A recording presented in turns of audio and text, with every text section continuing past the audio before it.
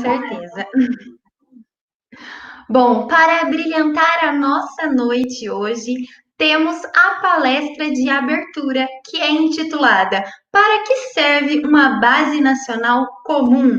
Para isso, temos um nome de peso, que será então ministrada essa palestra pelo professor doutor Teodoro Adriano Costa Zanardi, que possui graduação em Direito e Pedagogia, mestrado em Direito Privado pela Pontifícia Universidade Católica de Minas Gerais, doutorado em Educação, currículo pela PUC São Paulo, realizou estágio pós-doutoral em Educação pela Universidade de Colônia, Alemanha, professor adjunto no professor de pós-graduação em Educação da Pontifícia Universidade Católica de Minas Gerais.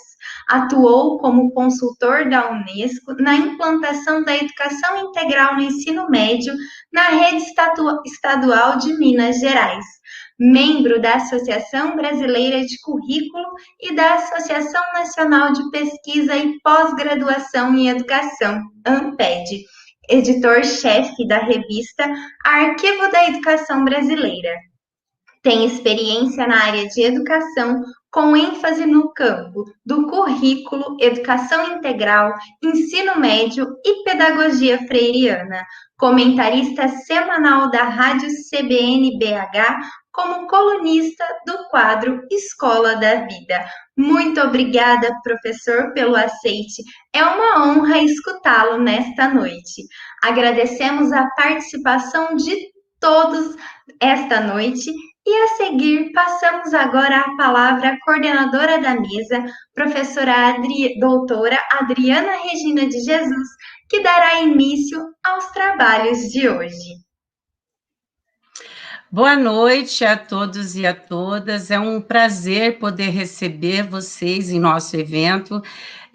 Gostaria de agradecer mais uma vez o aceite do professor Teodoro, pois ao longo da caminhada acadêmica, como professor, pesquisador, o professor Teodoro demonstra, por meio das suas atividades, tanto na graduação quanto na pós-graduação, e também em sua militância, no contexto social, uma preocupação muito grande em relação à educação, né? Por meio dos seus inscritos, é possível perceber a preocupação, né, de uma educação pautada na humanização, no diálogo, na emancipação, voltada a uma transformação social. Posso dizer que eu tenho um carinho muito grande pelo professor Teodoro, já conheço há muito tempo, fizemos o doutorado juntos, e o Teodoro é uma daquelas pessoas que inspira outros a continuar lutando por uma educação de qualidade, uma educação cidadã. Então, tenho por ele uma admiração muito grande e tenho certeza que vocês hoje, assistindo essa live, vocês vão poder perceber a problemática que envolve esse contexto da BNCC. Ao longo do tempo, né, olhando as políticas educacionais, as reformas educacionais no nosso contexto brasileiro, percebemos muitas vezes que, infelizmente, o nosso país não tem um sistema político voltado à educação. E, às vezes, esse sistema fica pautado em políticas partidárias. Nesse momento, então, nós temos hoje a discussão da BNCC. E hoje o Theo vai nos abrilhantar para pensar um pouco, né, a respeito para que serve uma base nacional comum curricular. Então, a partir desse momento, nós vamos passar a palavra para o professor Teodoro, e após a fala, nós vamos abrir para o debate, que esse debate possa ser rico para pensarmos, refletirmos nesse contexto educacional e pensarmos também em proposições. Professor Teodoro, mais uma vez, muito obrigada, passo a palavra e fique à vontade, o tempo é todo seu. Gratidão pelo aceite.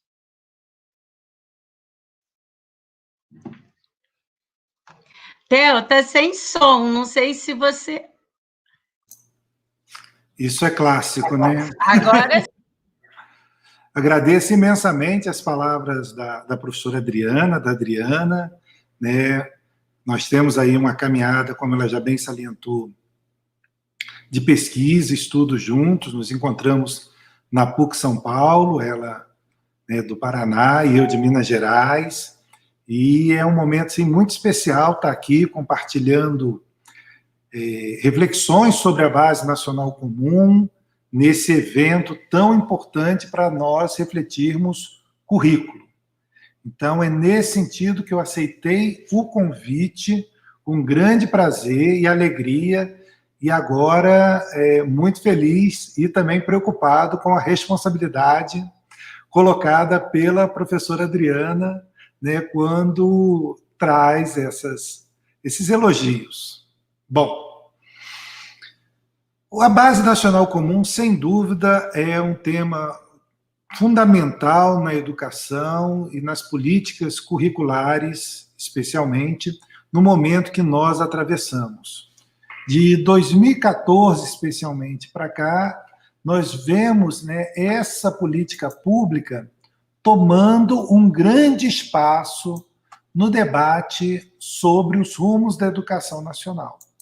Então, esse título provocativo, pensar para que serve a Base Nacional Comum Curricular, nos instiga a pensar sobre o seu papel, como ela foi construída, como ela se caracteriza, né, como está se dando a sua implementação, sua relação com o currículo, sua relação com o direito à educação, né?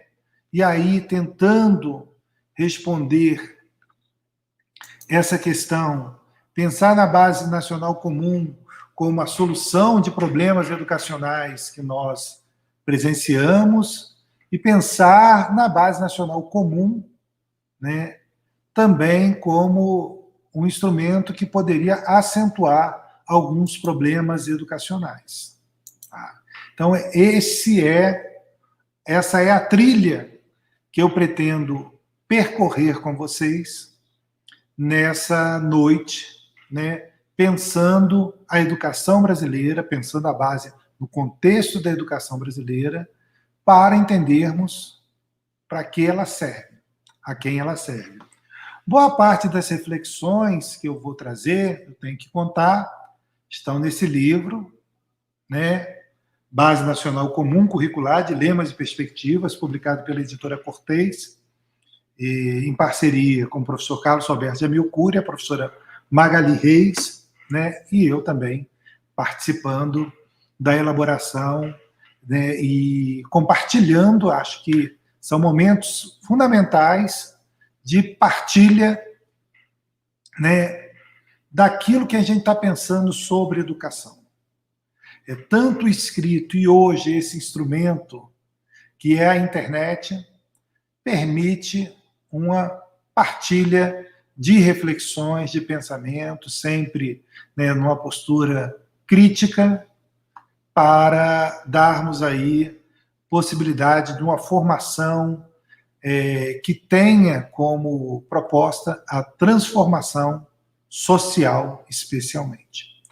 Então, esse é o patamar da onde eu desejo aqui com vocês estabelecer esse diálogo. Tá? O título da abertura aqui do evento, né, essa provocação, para que serve a Base Nacional Comum, em primeiro lugar, me remete a um artigo publicado, né, na revista Educação e Sociedade em 2007, do Michael Young. Michael Young pergunta, no título do seu artigo, para que servem as escolas. Essa é uma recomendação que eu já faço desde o início, que é para aqueles que se preocupam com o currículo, um artigo fundamental que nos traz uma grande possibilidade teórica de compreender a proposta de Base Nacional Comum Curricular ou de currículo oficial. Então, para que servem as escolas? O Michael Young vai tocar na questão do currículo. O currículo, ele seria aquilo que é o fundamento da escola. Ou, como diz Antônio Flávio Barbosa Moreira, né, o currículo é o coração da escola, é aquilo que faz a escola pulsar. Então, se a gente entende que as crianças e os jovens vão para a escola por causa do currículo, e aí o Michael Young vai vincular currículo aos conhecimentos, é importante compreendermos a Base Nacional Comum Curricular nesse contexto. Essa centralidade que o currículo tem para a escola. Diante disso, né, o Brasil percorreu de 88 para cá um caminho um pouco sinuoso para chegarmos a essa Base Nacional Comum, né? Tem um colega que me perguntou recentemente sobre a fundamentação jurídica da Base Nacional Comum, se ela tem respaldo jurídico, uma vez que a nossa Constituição trabalha com o princípio da pluralidade, da não discriminação, né? E lá no capítulo de educação, da pluralidade de ideias pedagógicas, da liberdade de ensino, seria a Base Nacional Comum, né, contrária àquilo que está previsto na Constituição e depois na Lei Diretriz e Base da Educação? A minha resposta foi que não, né? A Base Nacional Comum, ela encontra coerência com aquilo que está previsto na nossa legislação, especialmente no que veio se alterando para a sua legitimidade. Pensar na Base Nacional Comum como uma política pública que tem fundamentação jurídica é pensar estritamente no direito como um reflexo daquilo que é proposto em sociedade. Eu digo isso por quê, principalmente? Porque a própria LDB, ela se altera para legitimar a construção de uma Base Nacional Comum Curricular. E o Plano Nacional de Educação de 2014, ele também vai trazer, dentre as suas metas, é um plano que tem metas, estratégias e objetivos, ele vai trazer dentro das metas estratégia que implica na construção da Base Nacional Comum Curricular. Então, vai ter mais de uma vez, na meta 2, que fala do ensino fundamental, né, desse pacto entre União, Estados, Distrito Federal e municípios, tá, para implantação dos direitos e objetivos de aprendizagem e desenvolvimento que configurarão a Base Nacional Comum Curricular. Então, vai estar lá previsto, textualmente, a necessidade de produção e promulgação de uma Base Nacional Comum Curricular. Então, pensar a base pelo aspecto legislativo, ela guarda coerência, legalidade com aquilo que está proposto. É claro que não estava proposto, né, essa Base Nacional Comum. E aí fica no campo das políticas públicas a busca dentre os grupos que disputam o poder, ou seja, entendendo, obviamente, que o currículo é um campo de disputa, a construção da Base Nacional Comum e a legitimação dada pelo arcabouço legislativo vigente, tá, levou-nos a essa base. Aquela confluência que nós tivemos, ou melhor, aquela tempestade que nós tivemos, especialmente após 2014, levou a essa configuração de Base Nacional Comum da educação infantil, do ensino fundamental e do ensino médio. Eu penso que é muito pobre para aqueles que pensam a educação, né, refletirem sobre a Base Nacional Comum Curricular apenas como uma política que encontra respaldo no legislativo. Porque os mesmos grupos que entendiam que essa Base Nacional Comum era necessária, eles produziram leis para dar legitimidade. Ou seja, o direito ele se autossustenta. Então, eu tenho políticas que são legitimadas por propostas de quem vai fazer as políticas. Assim, nós tivemos, né, a própria reforma do ensino médio, o novo ensino médio. Ele encontra respaldo na legislação? Encontra, porque aqueles que propuseram o novo ensino médio fizeram a legislação para dar amparo a essa proposta que agora vemos aí uma tentativa de implementação. Então, pensar a Base Nacional Comum e a sua construção a partir daquilo que está previsto na lei, né, está em consonância com a lei. Em que pese, e vale o reparo, que das 20 metas que nós temos no Plano Nacional de Educação, e a maioria para serem efetivadas até 2024, né, a estratégia que é a Base Nacional Comum, ela andou quase que solitária. As metas elas não têm avançado na sua implantação, né, ensino superior, ensino médio, alfabetização, valorização docente, né, investimento com um parâmetro no PIB, nada disso nós estamos presenciando o seu andamento. Mas a Base Nacional Comum, em razão de uma disputa acentuada de grupos, inclusive empresariais, ela tinha a previsão de 2 anos, tardou, mas não falhou. Ela está colocada hoje aí para a sua implementação. E esse é o grande motivo do nosso debate, pensar, né, para que ela serve, seus limites, possibilidades advindos dela. Então, esse era um primeiro anteparo, uma primeira visão da Base Nacional Comum. E quando nós visitamos o documento, a Base Nacional Comum ela é muito peculiar nisso, né, com o seu lema, educação é a base. Não esqueçam desse lema. Esse lema ele é muito importante para nós entendermos onde nós estamos chegando com essa história de Base Nacional Comum. Então, educação é a base. E essa base, o que ela diz sobre ela? Ela diz que ela é necessária para dar clareza sobre os direitos de aprendizagens. Tá? Vai dar clareza aos docentes sobre aqueles direitos e objetivos de aprendizagens necessários para melhorar a qualidade da educação. Ela traz em si uma proposta muito sedutora que diz respeito a essa qualidade da educação.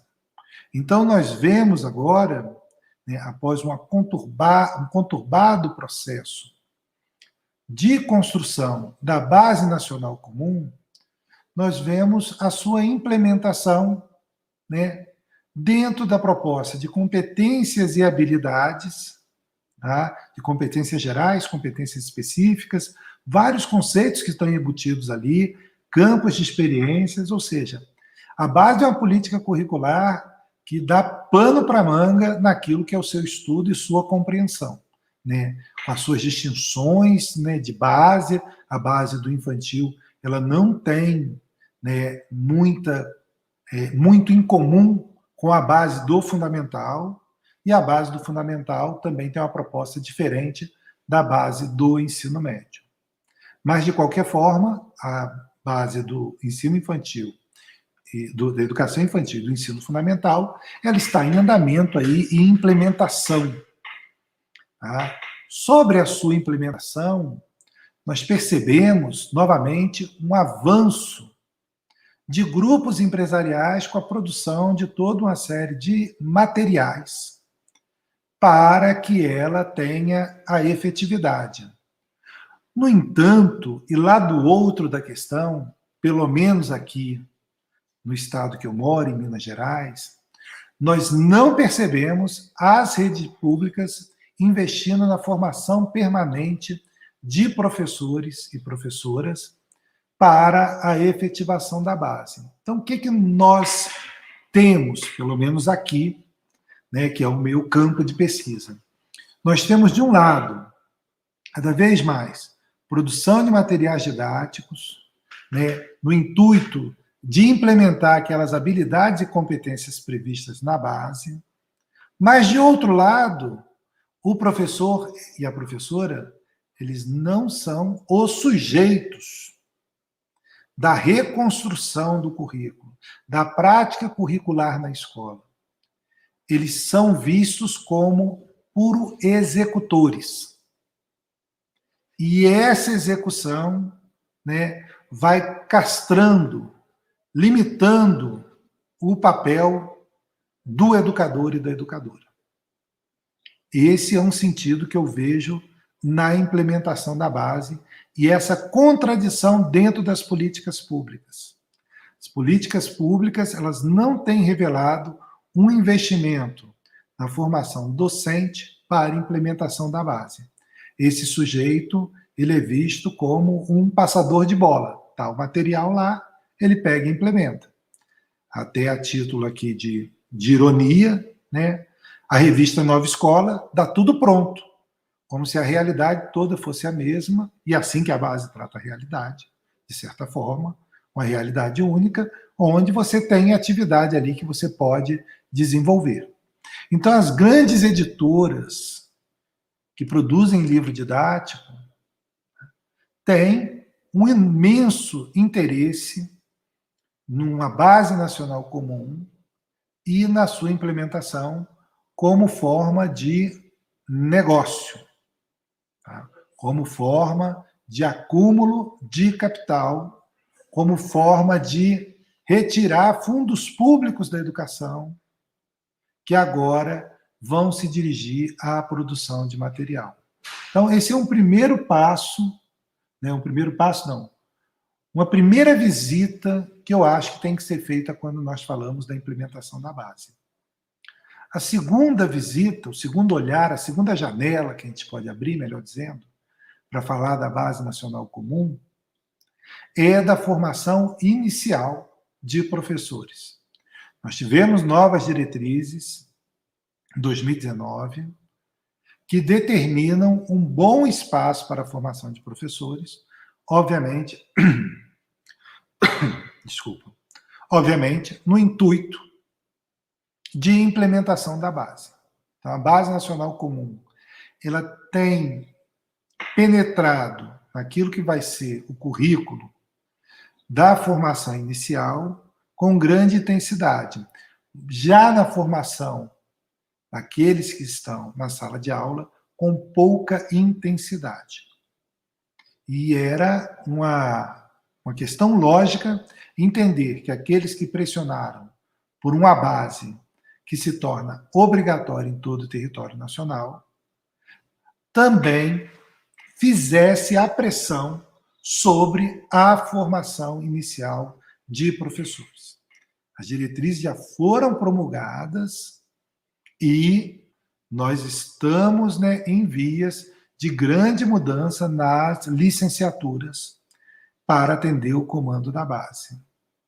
E ainda nessa implementação, né, temos que abrir mais uma janela, visitar mais uma dimensão importante para a implementação da base, qual seja as avaliações externas.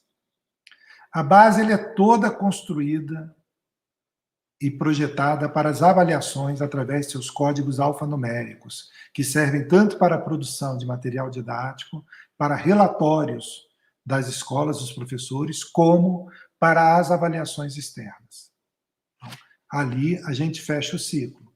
O professor tem um instrumento, que é a Base Nacional Comum, que, configurada como direitos de aprendizagem, a gente pode dizer que não são apenas direitos, são obrigações de aprendizagens, ou melhor ainda, deveres de aprendizagens, porque esses deveres eles serão aferidos nas avaliações externas. E das avaliações externas nós não temos ainda aquilo que seria a janela para encerrar essa caminhada de implementação. Qual é?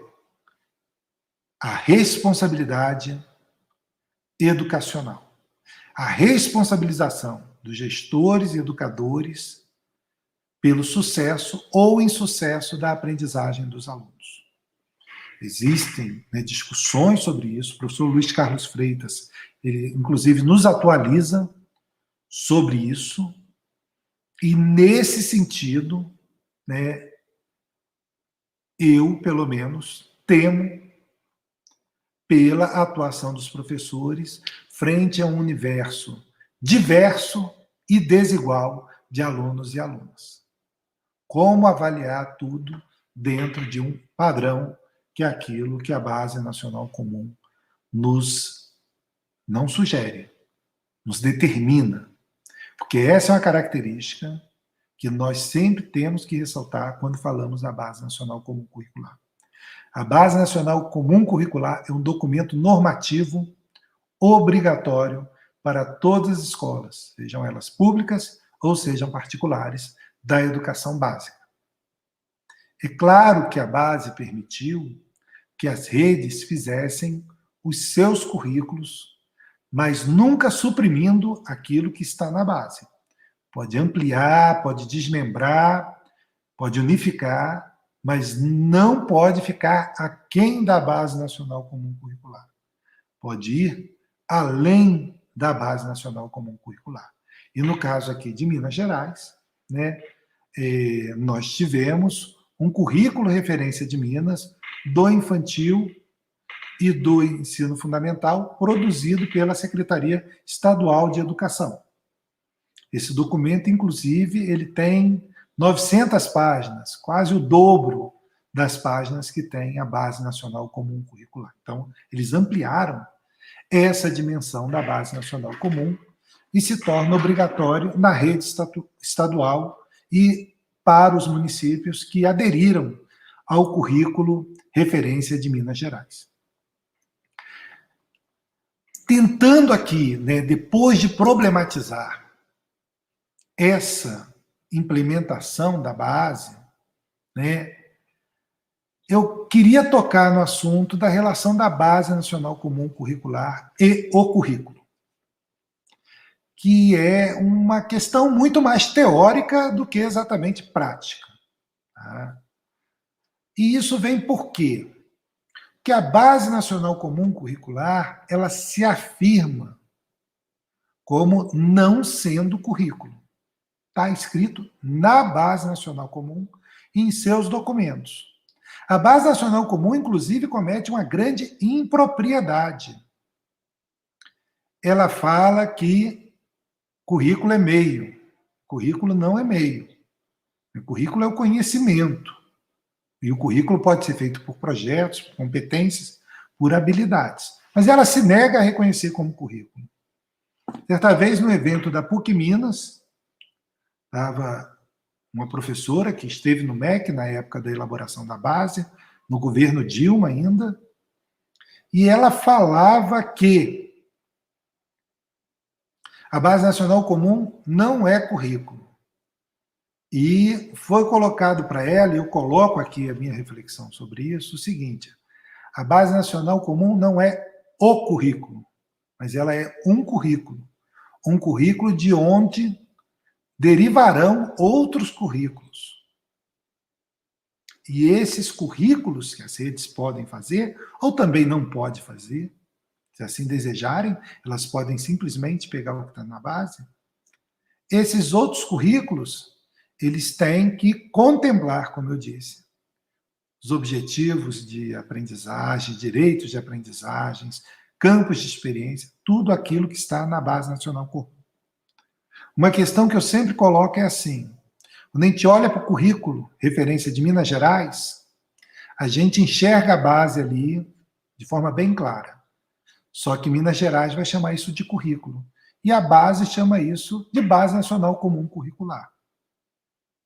É claro que a ideia de que não é possível mexer na base seria uma ideia absurda, porque o tempo todo ela será reinterpretada, transformada. Ela não vai ser transformada nos exames externos, mas em sala de aula ela vai sofrer as suas mutações, as suas disputas, as suas relações com a formação, com a realidade.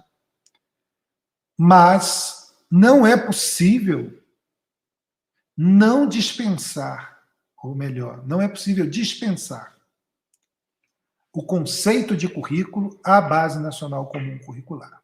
Para ser bem claro, ao meu ver, e de acordo com aquilo que eu estudo, a base é uma seleção da cultura que foi determinada por aqueles que detinham o poder nessa quadra que nós vivemos, e, desta forma, a base se enquadra nesse conceito. Ela é currículo. A educação, como a base nacional comum, traduz as ideias dominantes no tempo que nós vivemos. E as ideias dominantes do nosso tempo são as ideias das classes dominantes, como já dizia Marx e Engels na ideologia alemã. A base nacional comum ela está em acordo com as políticas neoliberais que avançam sobre vários países no campo da educação.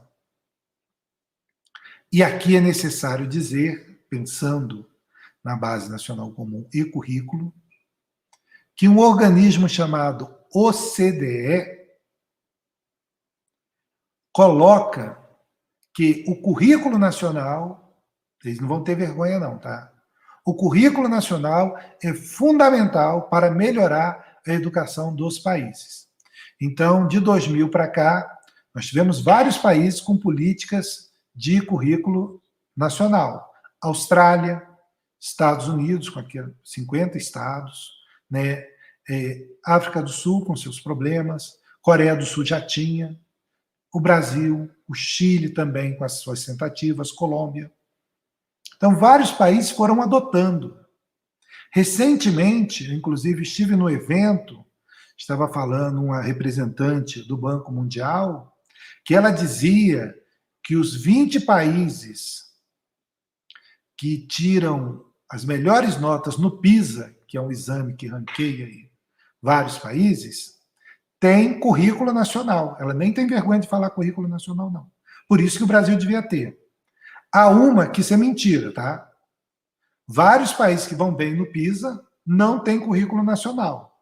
E há duas que eu quero externar aqui o valor que eu dou a exames que servem somente para o ranqueamento de países e seus processos educativos tão distintos e em condições tão desiguais. Nos comparar com a Finlândia, com a Alemanha, né, é obra de quem não está nesse planeta, não vive no Brasil, que fica olhando para fora e pensando a nossa posição em relação a esses países.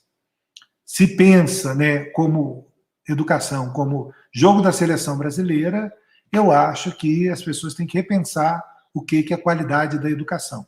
Mas a Base Nacional Comum trabalha com essa qualidade da educação, que é a qualidade que estabelece a produtividade, a performance. Essa também é uma expressão central para a gente entender da necessidade de implantação de Base Nacional Comum. Entender a Base Nacional Comum como aquilo que vai proporcionar performance a nossas crianças e nossos jovens. Por quê? Porque agora nós temos clareza do que tem que ser ensinado e, portanto, do que tem que ser aprendido, e podemos estabelecer um padrão para a educação nacional. Então, perguntar se a Base Nacional Comum é currículo é uma questão, né, que envolve uma compreensão de currículo, e o currículo é um conceito polissêmico. Obviamente que currículo não é só o documento prescrito. Não é só a Base Nacional Comum que é currículo, mas a Base Nacional Comum é uma proposta curricular que deve ser reinterpretada pelas redes e que, obviamente, vai ser reinterpretada naquilo que é a ação curricular, que são as práticas, né, da escola, da sala de aula, dos encontros que nós temos com nossos jovens e nossas crianças. Se a gente rememorar o conceito de currículo que estão nas diretrizes, a Base Nacional Comum é um currículo muito pobre. Está lá nas diretrizes da educação infantil, do ensino fundamental e do ensino médio, traz uma compreensão bem melhor de currículo, que é, né, O currículo se trata desse conjunto de práticas e experiências, né, que são a articulação das vivências dos sujeitos, crianças e jovens, com o conhecimento historicamente acumulado.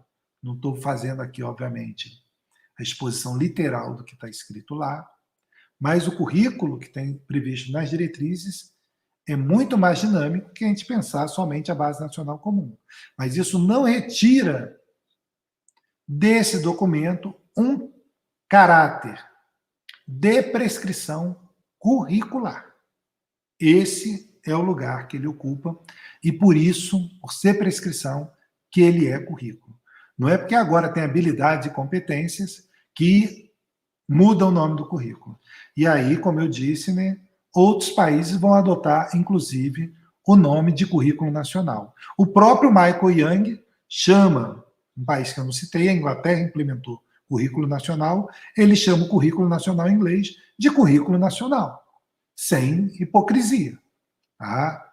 Mas isso é uma visão, obviamente, de um conceito de currículo que é o dele. Ele tem o conceito dele, e a gente, ao falar se é currículo ou não, a gente tem que apresentar aqui, né, a nossa referência teórica para isso. A gente pensar no currículo como algo dinâmico, a Base Nacional Comum não seria currículo. Mas se a gente pensar que currículo pode ser também, né, um documento prescrito, ela vai ser, né, o que nós chamamos de currículo. Bom, a partir dessa compreensão de base, sua relação com o currículo, sua construção, sua legitimidade, né, e sua implementação, essas pinceladas, vamos pensar agora, né, naquilo que é a essência da base. A essência da base está no que nós chamamos de direitos e objetivos de aprendizagens. A Base Nacional Comum, ela chama para si, e isso vai estar inclusive previsto na LDB, questão da efetivação dos direitos e objetivos de aprendizagem. E se a educação é a base, o direito à educação, na visão de muitos, eu vou explicar quem são esses muitos, eu digo que quando a gente não sabe quem são, a gente sempre fala assim, a maioria pensa, a doutrina, os teóricos. Bom, aqui eu não posso fazer uma coisa dessa, e eu vou dizer quem está pensando isso. Tá? Então, lá na LDB já vem, né, pensando esses direitos e objetivos de aprendizagem que estão no Plano Nacional de Educação e que está previsto na base. Tá? Essa estrutura de direitos e objetivos de aprendizagem, ela vem se confundindo com aquilo que nós chamamos de direito à educação. E aqui eu chamo vocês que estão aí assistindo, e também aqueles que virão a assistir, a pensar se existe diferença entre direito à educação e direitos de aprendizagens, se o direito à educação se resume aos direitos de aprendizagens, e se, numa época como essa que nós vivemos, de pandemia, se a única coisa que a criança deve ter acesso são aos direitos de aprendizagens previstos na base. Então é necessário primeiro pensar, né, da grande conquista constitucional que foi elevar o direito à educação, um direito humano de caráter social, um direito social, à condição de direito subjetivo público, que pode ser demandado contra o Estado. Ou seja, a partir de 88, inicialmente o ensino fundamental, e agora com o nosso recorte, não de etapa, mas de idade, né? De 4 a 17 anos, sendo dever do Estado e da família, e direito da criança, e dever também da criança e do jovem, emergiu um direito à educação que busca formação para a cidadania, a preparação para o mundo do trabalho. Pensar que esses direitos de aprendizagem, eles efetivamente estão coerentes com essa compreensão de mundo, né? Eu resumiria dessa forma. O direito à educação, ele potencializa a nossa compreensão do mundo. E pensando no mundo do trabalho, ele potencializa a capacidade transformadora que o ser humano tem. Transformadora e consciente. Então, o ser humano, ele tem essa capacidade de transformação, de ação sobre a natureza, sobre a sociedade e de transformação própria. A educação é uma possibilidade mais do que isso. Ela pode potencializar essa nossa capacidade transformadora. E é nesse sentido que eu compreendo, a partir da Constituição, um sentido emancipatório, obviamente, que eu compreendo o direito à educação. Só que o debate sobre direitos de aprendizagem, ele se tornou hegemônico. E ao se tornar hegemônico, os currículos, eles estão preocupados com a educação, muito mais do que os currículos. A educação escolar, ela está preocupada com essa distribuição, com essa possibilidade de acesso aos direitos e objetivos de aprendizagem. Nesse sentido, e como eu havia prometido, eu ia falar quem são, o Conselho Nacional de Educação, na sua resolução sobre a pandemia, ele vai trazer a seguinte questão. Isso daqui é do parecer, né, da resolução aprovada sobre educação em tempos de pandemia. Aquela que nos permitiu, junto com a medida provisória, né, o fechamento das escolas. Diz o seguinte, eu vou ler aqui. A principal finalidade do processo educativo é o atendimento dos direitos e objetivos de aprendizagem previstos para cada etapa educacional que estão expressos por meio das competências previstas na Base Nacional Comum Curricular e desdobradas nos currículos e propostas pedagógicas das instituições ou redes de ensino de educação básica ou pelas diretrizes curriculares nacionais e currículos dos cursos das instituições de educação superior e de educação profissional e tecnológica. Nesse sentido, para a resolução do Conselho Nacional de Educação, essa é a principal finalidade. E aí fica muito claro, em tempos de pandemia, no que isso vai resultar. Vai resultar na remessa, especialmente das escolas públicas, de material impresso para os estudantes, onde somente aquilo que são as habilidades e competências previstas na base importam. Não importa o que esses sujeitos estão vivendo, não importa as dificuldades que ele tem, o que importa é a base. Se a educação é a base, o que importa é a base. E é necessário a gente pensar isso com muita atenção e preocupação. Porque pensar que, diante da mudança que nós vivemos, de março para cá, que aquilo que é considerado como importante, né, no que tange ao currículo, ou no que tange, melhor ainda, o direito à educação, são direitos e objetivos de aprendizagem previstos na época pré-pandemia. É como se o mundo não tivesse mudado. E onde eu quero chegar com isso? Eu quero chegar no ponto em que não importa o que as pessoas vivem, quais são as mudanças que têm, quais são as características da sua comunidade. O que importa, a partir da Base Nacional Comum, são os direitos e objetivos de aprendizagens. Eu não estou fazendo aqui uma avaliação se aquelas habilidades e competências elas são boas ou ruins. Qual é a qualidade dela?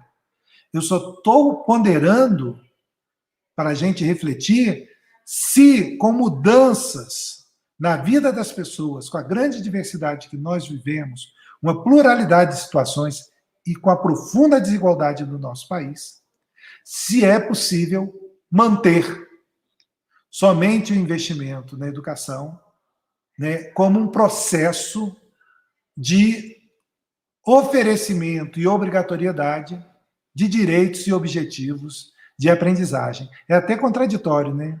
É dever o direito de objetivo e aprendizagem. É dever para o aluno, né? Para a aluna, para esse que agora está isolado em casa, esse que está com a família em situação precária, esse que não tem um pai e uma mãe que conseguem, um responsável, consegue acompanhar, né, os seus estudos. É pensar que a base não está dialogando com a realidade. Nesse sentido, e seguindo aqui aquela trajetória que eu estabeleci no início, né, dessas possibilidades, né, a base se apresenta como algo que faltaria à educação. O que falta? Clareza, objetividade, para que o professor não fique perdido nas suas aulas. Alguns professores, na época, que estavam aprovando a base, até falaram assim, agora eu vou ter clareza do que ensinar. Aí eu falava assim, era o que faltava? Aí ele, era. Eu falei, mas faltava isso, você não sabia o que você ia fazer em sala de aula? Como é que você dava aula de história antes da base? Eu dava aula a partir daquilo que eu estudei, que eu sabia do meu planejamento. Eu falei, então você tinha clareza. Será que o que faltava para as crianças aprenderem era exatamente essa clareza, que agora com a clareza tudo ficou certo? Então a base ela se presta a uma proposta salvacionista da educação, onde que o investimento na mudança curricular é o que faltava na educação. Esse é um caráter salvacionista que a base traz, mas que está implicado com avaliações externas que vão dizer se essa clareza bastou para melhorar a educação. Ou ainda, vão dizer que o que falta para a educação não é mais clareza, falta é um professor qualificado. E, nesse sentido, a base ela é problemática. Ela serve para desqualificar o trabalho de educadores e educadoras, na medida em que as crianças serão avaliadas e os professores serão responsabilizados. A base ela pode servir, e temos que estar atento a isso, né? Ela pode servir à privatização da educação brasileira. Ela pode servir para a precarização cada vez maior do trabalho na escola pública, de forma a inferiorizar aqueles que atuam em comunidades, né, onde a desigualdade grita, onde a educação não é a base, a educação é a realidade e são as condições que os sujeitos têm para o desenvolvimento desse processo educativo. Então, a base ela ignora essas condições.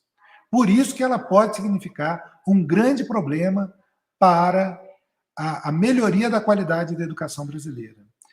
E ainda, sobre a melhoria da qualidade da educação brasileira, a gente está falando da qualidade social que essa escola, que a educação tem, e não dessa qualidade puramente de rankings. Até porque, hoje, fundamentar a necessidade de base em razão de rankings, quem acompanha as notas do IDEB vê que o IDEB está melhorando ao arrepio da Base Nacional Comum Curricular.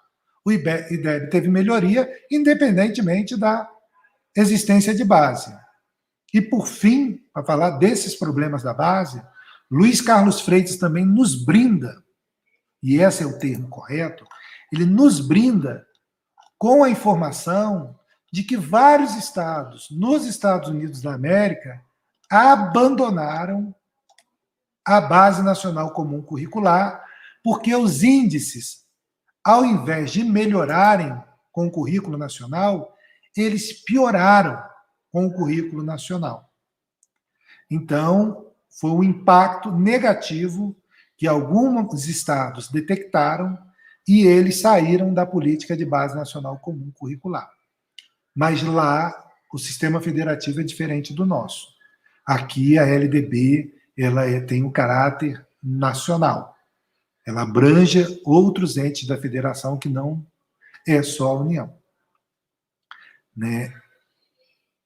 Lá eles têm as suas políticas, né, a sua autonomia de cada estado, como nós presenciamos, inclusive, nas eleições agora. Tá? Então, eu costumo ser pontual naquilo que me convidam para fazer, chegando aqui, né, para até atender aí algumas questões que são levantadas. Eu queria trazer para criticar a base e pensarmos sobre para que ela serve, né, um trecho de Paulo Freire no livro Medo e Ousadia, do diálogo dele com Ira Shaw. Segundo Paulo Freire, né, e ele pergunta: o que eu quero dizer com dicotomia entre ler as palavras e ler o mundo? Minha impressão é que a escola está aumentando a distância entre as palavras que lemos e o mundo que vivemos. Nessa dicotomia, o mundo da leitura é só o mundo do processo de escolarização. Um mundo fechado, isolado do mundo onde vivemos, experiências sobre as quais não lemos. Ao ler palavras, a escola se torna um lugar especial, que nos ensina a ler apenas as palavras da escola e não as palavras da realidade. Então, esses direitos de aprendizagem que estão na Base Nacional Comum Curricular, eles traduzem essas palavras da escola de um país do tamanho do nosso, né, das escolas que têm mais de quase 50 milhões de crianças e jovens. Como articular essas palavras da escola com a palavra da realidade é um desafio daqueles educadores e educadoras que criticamente recebem a base, estudam a base, compreendem a base, seus limites e vão buscar, até a partir desse documento, a leitura da realidade. Então é necessário pensar um outro mundo, de acordo com Paulo Freire. O mundo dos fatos, o mundo da vida, o mundo no qual os eventos estão muito vivos, o mundo das lutas, o mundo da discriminação, o mundo da crise econômica. É necessário que os alunos entendam esse mundo. É necessário, aqui eu falando, que esse mundo da crise sanitária, ele entre na escola. Ele entre nesse momento onde as escolas estão fechadas, através desses programas, né, de estreitamento de relação, né, com os alunos e alunas. Mas é necessário, quando voltarmos às aulas presenciais, que esse mundo não nos escape, que esse mundo, independentemente da base, tenha o seu espaço dentro da escola. Esse é o desafio que os educadores e educadoras têm diante de uma política curricular que traz um documento, né, bem completo, muito claro, mas que não dialoga, obviamente, com as múltiplas realidades, não dialoga com a desigualdade, que estabelece uma série de padrões que não são possíveis de serem cumpridos se nós respeitamos os sujeitos, se nós respeitamos educadoras e educadores e educandos e educandas. É nesse contexto que a Base Nacional Comum nos oferece uma compreensão, a partir da sua leitura, para que ela serve. Ela traz problemas, grandes problemas, mas que, como educadores críticos que estão, né, no seu papel de denúncia desses problemas, mas não só da crítica, temos que buscar, né, articular o anúncio, a transformação, a resistência a essa homogeneização e anulação de sujeitos. Né? Sujeitos aqui não só os alunos e alunas, os professores e professoras também. Bom, essa era a reflexão, né, aqui da abertura do evento, que novamente agradeço a Adriana, equipe, Martinho, Natália, né, aí pela acolhida que eu tinha para dialogar com vocês. Agora, passo a palavra aí, Adriana, para pensar. Theo, muito obrigada. Você trouxe reflexões e problematizações e surgiram aqui várias questões. Eu não sei se você vai conseguir responder todas as questões postas aqui pelos nossos participantes. Mas, assim, ouvindo você apresentar sobre essa questão da BNCC, fica muito claro uma falta, né, de uma política coerente séria no contexto brasileiro. Você falando, trazendo todos esses dados, me levou também a pensar, hoje nós temos uma LDB 93/94/96, que em alguns artigos já deixa muito explícito que o currículo ele precisa ter uma parte, né, diversificada, uma parte comum, e trabalha nessa proposta também da diversidade. E com a BNCC, a gente começa a ver um movimento que parece que nunca nós discutimos uma base nacional comum. Se voltarmos à história, a BNCC ela tem a sua discussão com Saviani e outros pensadores lá na década de 80, né? Percebendo a importância de uma base comum, e, de repente, hoje nós temos outros sujeitos defendendo uma base, e se você olhar esses sujeitos que defendem a BNCC, a maioria são empresários e de instituições multinacionais também, né, como você bem colocou. Então, essa sua pergunta, para que serve uma base nacional comum curricular, ela é muito pertinente. Eu penso que nós, enquanto professores, enquanto pesquisadores, profissionais da educação, nós temos que pensar isso, porque, como o Theo comentou, o currículo, ele é um território muito marcado por relação de poder ideológico, cultural, e aí, quando você tira esse currículo e você deixa essa base, você simplesmente acaba, de certa forma, tirando essa autonomia desse contexto escolar e principalmente do professor. E aí, Theo, partindo dessa reflexão, nós temos uma pergunta aqui, que o participante ele diz assim: a LDB 93/94/96 defende a autonomia da escola. No entanto, quando se tem uma BNCC determinando as competências e habilidades a serem definidas no processo formativo do sujeito, não parece ocorrer uma contradição entre o currículo instituído e o instituinte? E aí, eu vou fazer mais uma que está mais ou menos nessa mesma linha. Aí ele diz assim, um outro participante: independente de existir ou não um currículo único, o mais importante não seria investir na formação dos professores? E por que isso não ocorre? Bom, vou começar pela segunda, tá? Sem dúvida, o currículo ele já existia. Claro que existe currículo na escola. Claro que o professor conhece currículo e constrói currículo. Mas essa não é a preocupação daqueles que se arvoram na construção de base nacional comum.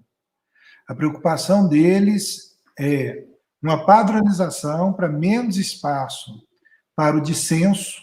A educação sempre teve esse papel, né, de construção de padrões, de homogeneização, de uma visão, né, mais coerente com o capital dentro da sociedade. Outras sociedades também vão ter processos educativos que convergem para aquilo que é a ideologia dominante. A primeira questão é essa: eles não estão preocupados, né, com o dissenso na educação, em que pese isso ser impossível. E eu falo aqui com muita tranquilidade, é impossível essa castração, né, do dissenso. Então, a formação de professores requer recursos públicos. E a gente tem que pensar para onde estão canalizados estes recursos. Esse que é o nó. Nós tivemos agora a luta do Fundeb, e quando quis introduzir o custo aluno qualidade inicial, o Todos pela Educação se manifestou contra. Eles eram a favor do Fundeb, mas não que colocasse no Fundeb as determinações sobre, né, aquela que seriam as condições necessárias para uma educação de qualidade. Para ver a aberração que surge daí, segundo a presidente do Todos pela Educação, estabelecer igualdade de condições para todas as escolas feriria a diversidade da sociedade brasileira. O Daniel Cara, ele fez um levantamento e um recorte das falas dela. Pensa bem, a Base Nacional Comum, para eles, não fere a diversidade, mas a igualdade de condições fere a diversidade. Eles confundem diferença com desigualdade, quando são temas diferentes, né? São conceitos diferentes. Eu até tenho para mim que, com a desigualdade, nós nem temos possibilidade de exercer a nossa diferença, a nossa singularidade. Então, a gente tem que ver para onde está indo o dinheiro. Segundo Lisete Arelaro, nossa colega lá de São Paulo, ela diz que em 2017 ou 2018, o INEP, que é o Instituto de Pesquisas Anísio Teixeira, ele teve 1 bilhão e 300 milhões de orçamento. Por volta de 75% foi investido em avaliações externas. Em prova. A prova que é o importante. E a prova, ela serve para inferiorizar a educação da periferia, a educação pública. Esse é um instrumento, isso é uma política. Tá? Não é por acaso, não. É que é só também pensar por que isso, né? Por que o professor não é valorizado, por que não tem condições, por que não tem tempo para pensar isso tudo, por que não sai do papel aquilo que está na lei, no que tange a valorização docente, com o aumento do salário, né, na média dos profissionais que têm a mesma formação, tá? E outras coisas da base, como do Plano Nacional, saem do papel. Sobre autonomia, né, aí é uma interpretação jurídica, infelizmente. O que vai se entender? Que o professor não está castrado na sua autonomia. Só que essa autonomia está limitada, e a autonomia sempre teve limite. O que eles estão colocando é mais limites na autonomia. Tá? É assim que esses defensores vão interpretar. Eu não interpreto assim. Eu vejo cada vez mais há uma castração da autonomia docente com listagens de conteúdos, que agora deram esse nome bacana, competências e habilidades, mas se a gente olhar com cuidado, são conteúdos que nós sempre trabalhamos na educação básica. É uma nova roupagem para velhas soluções de currículo único, currículo padrão, que é uma vertente, né, uma característica de governos autoritários, porque centraliza a atividade da educação. Theo, tem uma questão aqui bem interessante, refere-se à questão dos professores de sociologia e filosofia. Eles perguntam, professor Teodoro, quais os impactos, tanto positivos quanto negativos, da BNCC sobre as ciências humanas e sociais na educação básica, sobretudo no ensino médio? E uma outra questão que vem aqui bem próximo a essa discussão, o participante pergunta se a BNCC é uma forma de enxugar o currículo e proporcionar uma formação não crítica dos sujeitos, e se isso é um projeto de governo. Eu vou começar de novo por aí. Isso é um projeto dos governos. Ele atravessou governo Dilma, governo Temer e governo Bolsonaro. Tá? Não, dentro do espectro do capitalismo, seja ele social-democrata, liberal ou neoliberal, tá? Nós temos uma política de base nacional comum que foi abraçada. Tá? Não dá para, como diz hoje na gíria, que eu não estou tão novo mais, né? Não dá para passar pano nisso, não. Como diz o Haddad, até teve uma pergunta aqui sobre avaliação externa, quando era ministro, inesquecível, eu vou fazer o Enem para determinar qual é o currículo do ensino médio. Ou seja, pense em avaliação externa como aquilo que orienta a prática educativa. Então, nesse sentido, você tem a Base Nacional Comum Curricular, né, como um projeto do Estado capitalista nessa nova versão, que vem, inclusive, com um conceito que daria outra palestra, que é o de empreendedorismo, da outra palestra só sobre isso, sobre o empreendedorismo na base, né, que é a empregabilidade 5.0. Antes era empregabilidade, a gente educava para empregar na sociedade industrial, capitalista, e agora, com esse neoliberalismo, a gente educa para empreender, para precarização, inclusive para aceitação da precarização. Então, eu vejo muito nesse quadro. Tá? A outra questão, né, sem saber se eu respondi essa na íntegra, a outra questão sobre sociologia e ciências humanas, tá? Ainda é um terreno assim muito movediço. Como eu tenho percebido, porque nós não temos novo ensino médio implantado. Então, as redes estão interpretando para, nos próximos anos, implantarem. Essa área do conhecimento, aqui em Minas, eles estão aventando de um professor da área do conhecimento na rede estadual. Não está implantado, não está aprovado, então está sendo gestada essa concepção. Agora, a introdução, retiraram a filosofia e sociologia como componentes curriculares obrigatórios e colocar estudos de filosofia e sociologia. Ou seja, é um esvaziamento da área. O que eu vejo de positivo nisso? Nada. Não vejo nada de positivo. Eu acho que o ensino médio tem problemas, o ensino médio atual, mas seria muito mais adequado, como política de formação do sujeito, uma formação integral, nós melhorarmos esse ensino médio, com essas características de projeto que ele tem, com essa formação ampla, e melhorarmos as condições de trabalho dos educadores e as condições dos educandos. Aí nós saberíamos o que é o nosso ensino médio. O ensino médio no Brasil, desde que se instituiu uma fase com esse nome, a cada 10 anos ele tem um projeto novo. E esse projeto, ele nunca deu certo. Exatamente porque ele é analisado e influenciado por fatores externos à escola. Pensar qual é o ensino médio que dá conta de uma sociedade em crise socioeconômica intensa.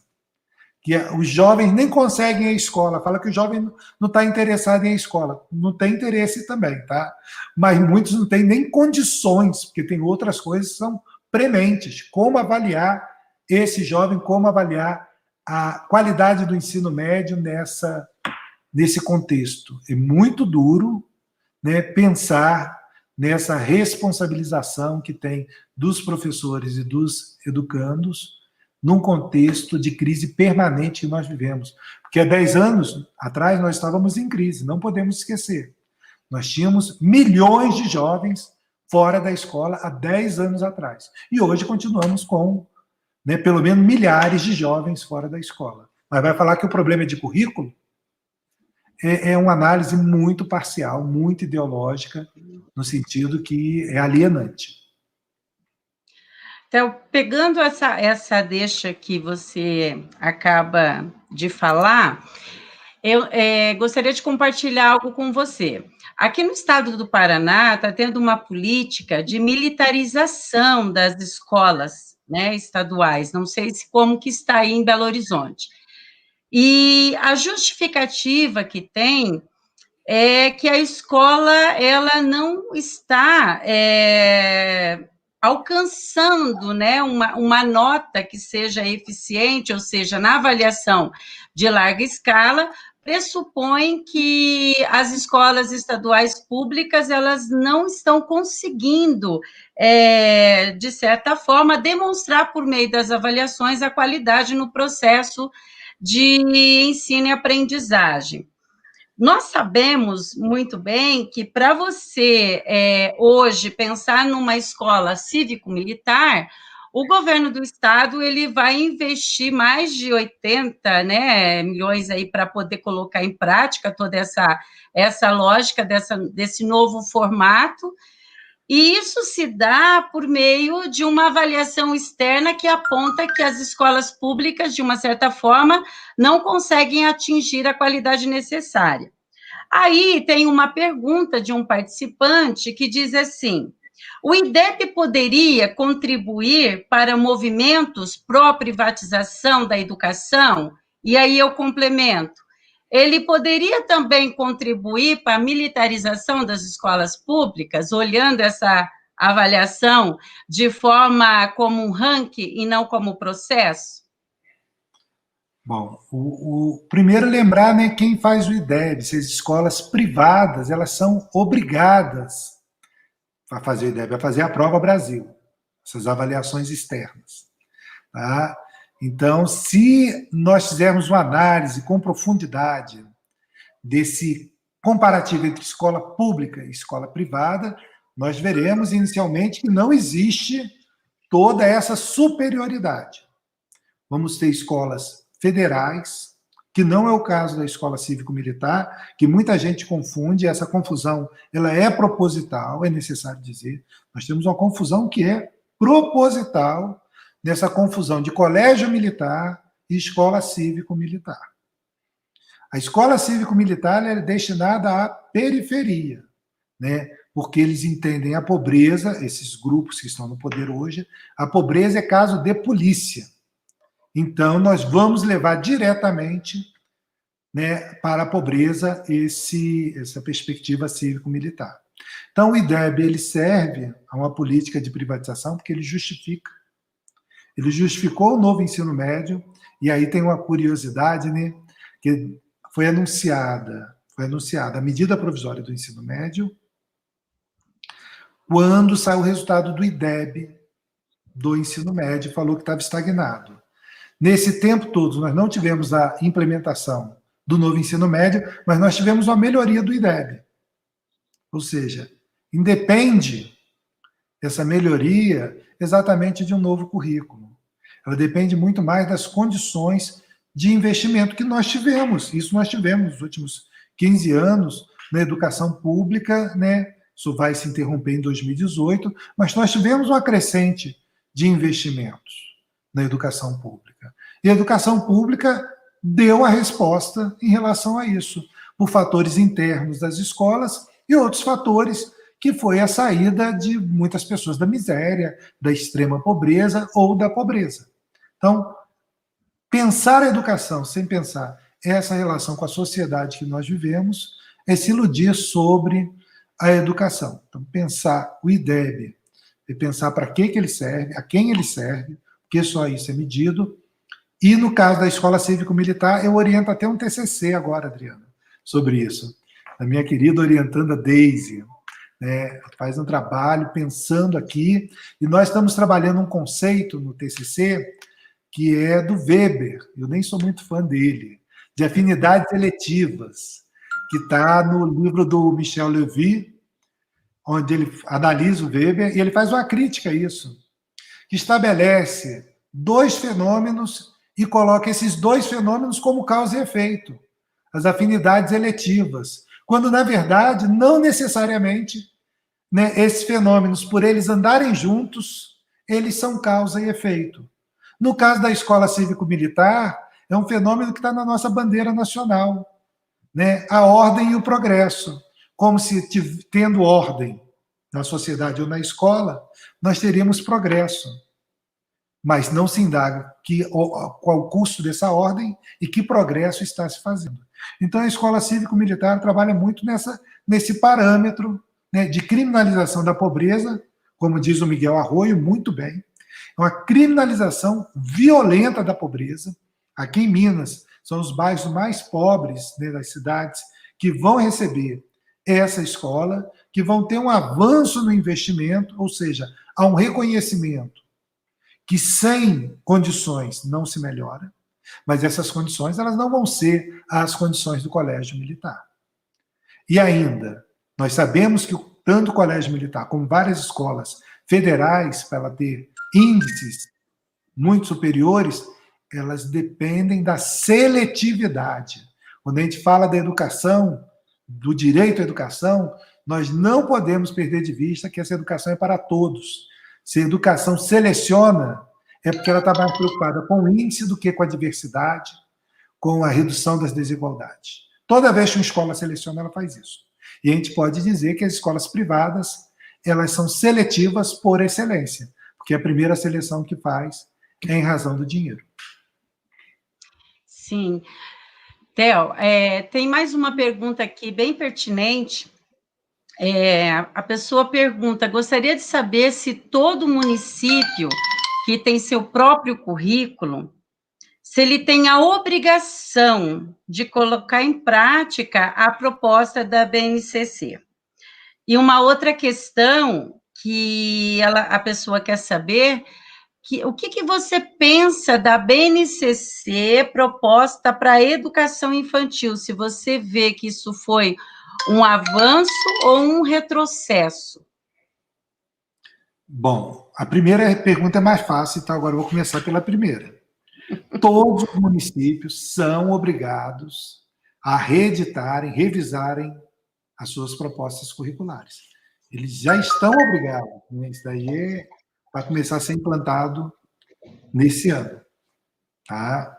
Então, no caso de Minas, vou dar o exemplo de Minas.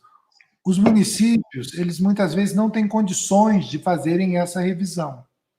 Então, o Estado de Minas Gerais, né, a Secretaria de Estado, fez inclusive da educação infantil, sendo que na educação infantil, a rede estadual tinha somente uma escola, que é uma escola indígena. Mas, mesmo assim, eles fizeram o currículo de referência da educação infantil para que os municípios tivessem esse subsídio. E foi feito um termo de acordo, eu não sei o nome técnico, e só o município de Minas tem centenas de municípios, é o estado brasileiro que mais municípios tem, eu não vou me arriscar a falar quantos, porque depois eu erro, mas eu acho que em torno de 800 municípios. Então, só um município que não aderiu. Eu já perguntei qual é, nunca ninguém soube me responder qual é, mas os municípios aderiram, então eles não precisam revisar os seus, porque o de Minas vai dar o subsídio necessário e obrigatório à Base Nacional Comum Curricular. Agora, eu falei desse que era fácil, eu esqueci a pergunta difícil. Qual era? Não, a pergunta aqui que ela coloca é o que você pensa da BNCC proposta para a educação infantil? Isso. Se você vê avanços, retrocessos? Eu vejo avanço. Começar assim. Já que nesse eu vejo avanço no campus de experiência, né, nos direitos, né, de conviver, brincar, que estão ali. Nesse sentido, eu vejo avanço. Né? Eu esperava até que a base do fundamental e do médio tivesse essa inspiração. É muito ruim, né, esses componentes tão fechados. Mas há um problema ali, uma armadilha. Né? Primeiro, não podemos nunca pensar que campos de experiência são disciplinas escolares ou componentes curriculares. Não é possível o professor entrar na sala, na educação infantil, e pensar só no eu, outro e nós naquele momento, né? No traço e som. Hoje a aula é sobre traço e som. Né? O currículo da educação infantil é um currículo que tem que ser sempre integrado, dinâmico, que respeite esses sujeitos. Um problema da educação infantil, que eu vejo aí que a base traz, é porque ela estabeleceu 3 faixas etárias, né? Crianças bem pequenas, bebês, crianças bem pequenas e crianças pequenas. Então, há uma tendência a ver que, ao fim daquela etapa, tudo aquilo foi aprendido pela criança. Essa é uma dificuldade. Eu não sou educador infantil, né, mas é uma dificuldade para trabalhar com crianças de 0 a 5 anos, pensar nesse etapismo.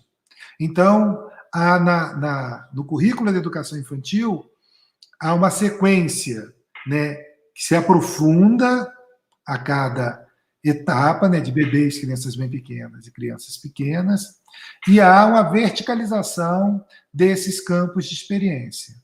Tem que ser interpretado isso com muito cuidado. E ainda, se a BNCC da educação infantil servir para avaliação externa, a gente pode dizer que o fim do mundo está próximo. Ele não chegou, mas ele está muito próximo. Pensar no respeito a essas crianças. E sempre lembrando, mais uma dificuldade. Eu falei que gostei, né, mas estou trazendo aqui problemas para a gente interpretar isso. Que é a não obrigatoriedade da educação de 0 a 3 anos, só que existem, nos campos de experiência, a partir de 4, 5 anos, pressupostos daquilo que foi a sequência estabelecida de 0 a 3 anos.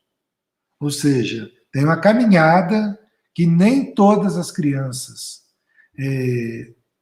vão ter efetivado, e quando chega essa fase obrigatória, e que é direito, né, vamos ter crianças mais avançadas e outras que estão indo para a escola pela primeira vez. Esses são os riscos de estabelecer esse corte curricular com a sequência bem definida, como eu disse, com muita clareza. Eu preferia alguns momentos, né, menos clareza, uma questão mais principiológica, que fosse assim, mais decisão do professor no seu coletivo, da escola, com as crianças e com os jovens. Essa é a pergunta difícil, como eu falei. Agora você vai ver uma pergunta bem difícil mesmo. Vamos ver. A pessoa está perguntando assim, né? Diante de todo esse contexto que nós estamos vivenciando, como professores e gestores constantemente pressionados para fazer vigorar esse documento na prática, poderão resistir a tamanho retrocesso? Isso aí é bom. Isso aqui, essa é uma pergunta difícil.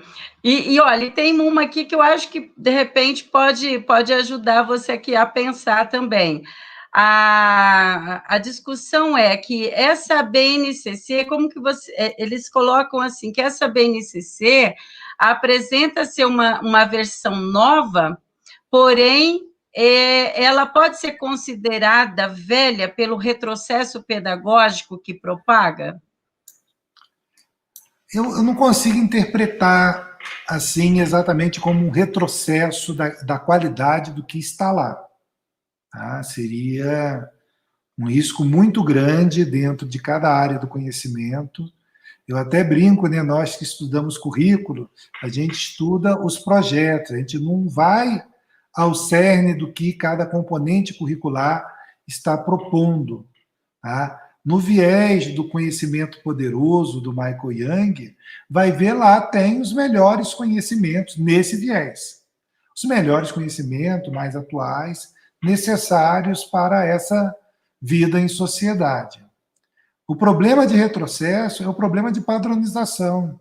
Depois de uma era das diretrizes, começada no início dos anos 2000, final da década de 90 até 2014, né, com diretrizes da educação infantil, do ensino fundamental, do ensino médio, da educação do campo, da educação quilombola, nós progredimos numa concepção de currículo mais plural. Então, eu vejo a base como retrocesso nesse sentido, né, como um projeto totalizador, extremamente arbitrário de currículo.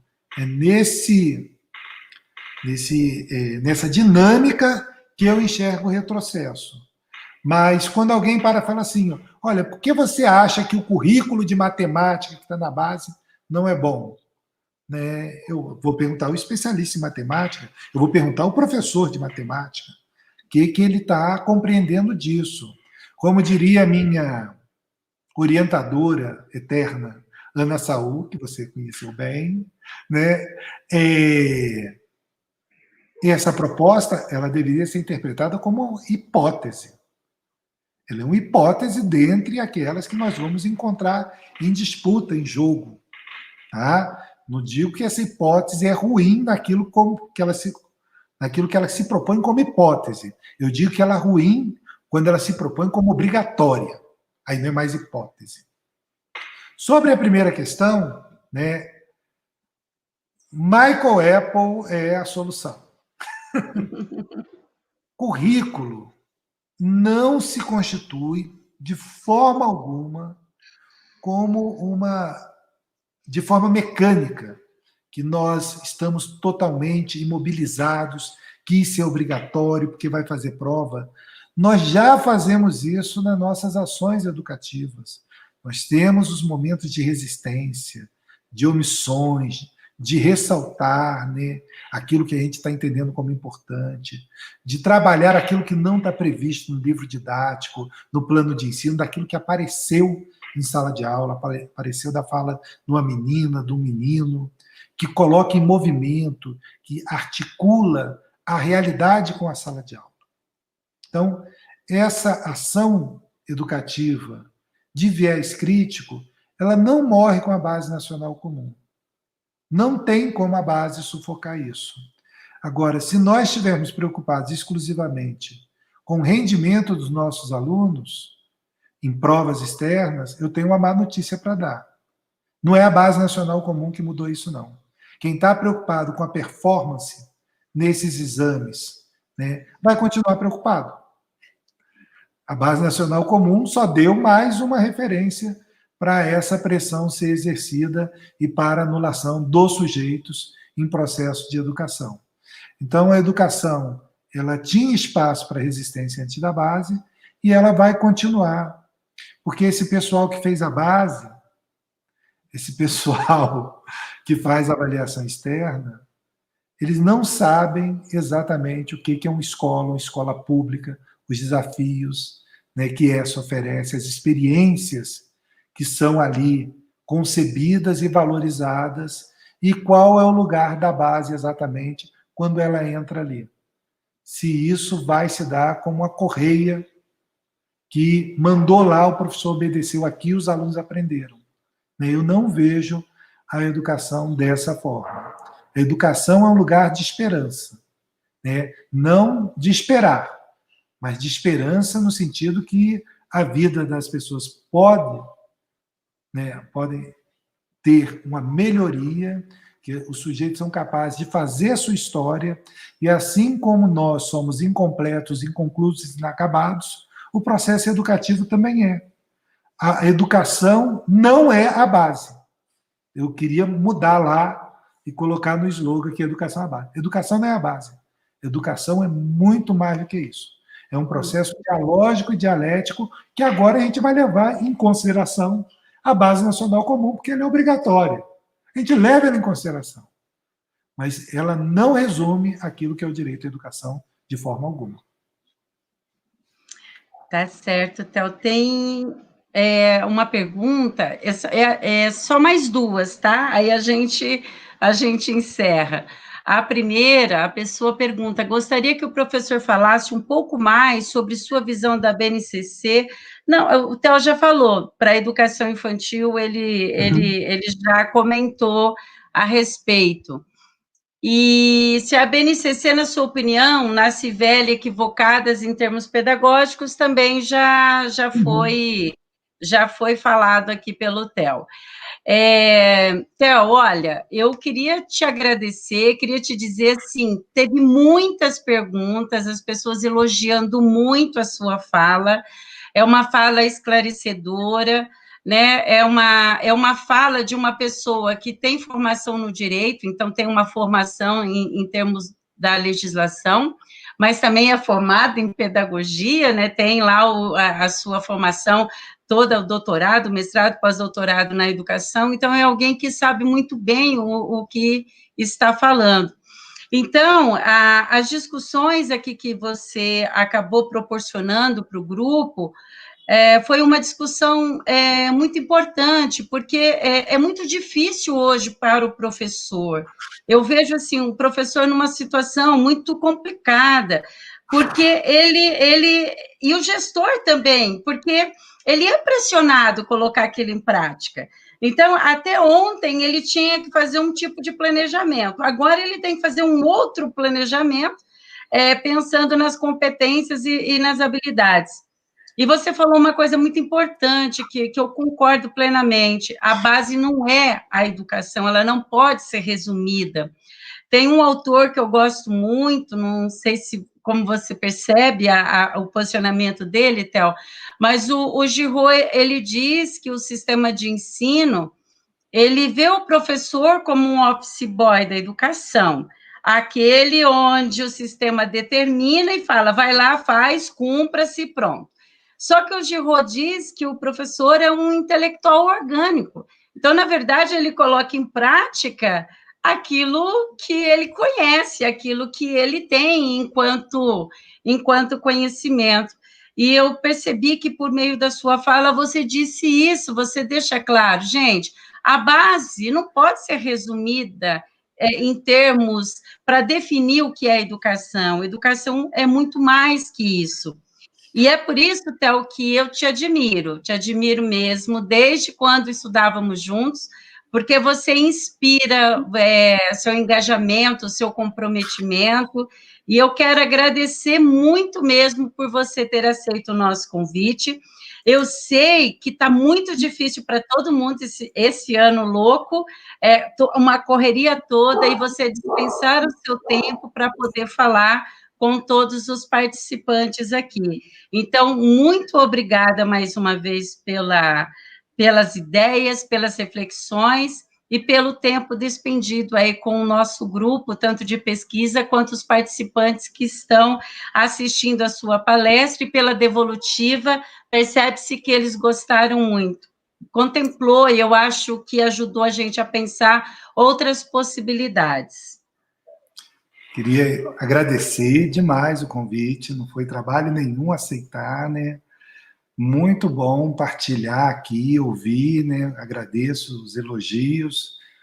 É um tema que me fascina, né? Eu, como você assentou, fui caminhando, né? Eu formei em Direito e caminhei em direção à educação. Eu entendo, da mesma forma que o Giru, que você apontou, o professor é o intelectual da educação. Por mais que diga que o professor é um passador de bola, é um office boy, não é isso. Esse pessoal não sabe o que é educação e o que é ser educador. Quem é especialista em educação é o professor e a professora. Então, eu queria ajudar nessa reflexão, né, quando você me convidou, me propôs aqui de discutir a Base Nacional Comum, né, e é com grande felicidade que eu recebo suas palavras, né, a gente partilhou lá de ótimos momentos como estudantes, e estamos aqui hoje. E, por fim, eu tenho que dizer que eu tirei o óculos para ficar mais parecido com a foto que está no cartaz, né, que apesar da barba agora está quase toda branca, né, fica mais parecido com o que está lá. Eu ver o cartaz e fala assim, não é esse o professor, ele mandou foto. Não é bom, não, é bom a gente utilizar essas fotos antigas, né? É legal, a gente dá uma disfarçada. Theo, mas obrigada, viu, mais uma vez. Obrigada a todos os participantes pela participação, pelas perguntas, por tudo que vocês aí demonstraram em termos de comprometimento. Gostaria de aproveitar e convidar, amanhã à tarde nós teremos GTs, das 14 às 17 horas, e à noite nós também vamos ter a fala com a professora Lucélia Guimarães, que é da Universidade Estadual do Mato Grosso do Sul. Então, mais uma vez, obrigada, obrigada a todos os participantes, desejo boa noite e que a gente consiga resistir e compreender todo esse processo que está chegando aos professores, às escolas e ao sistema como um todo. Muito obrigada.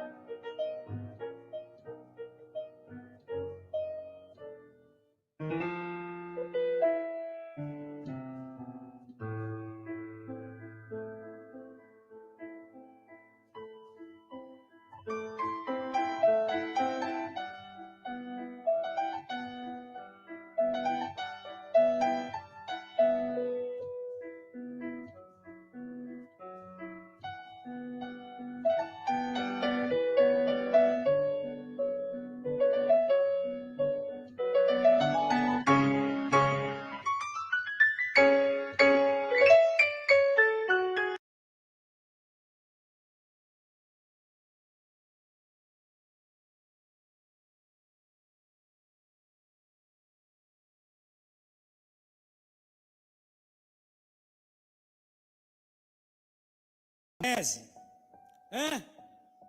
Um churrasco? Um churrasquinho? Uma leitoa?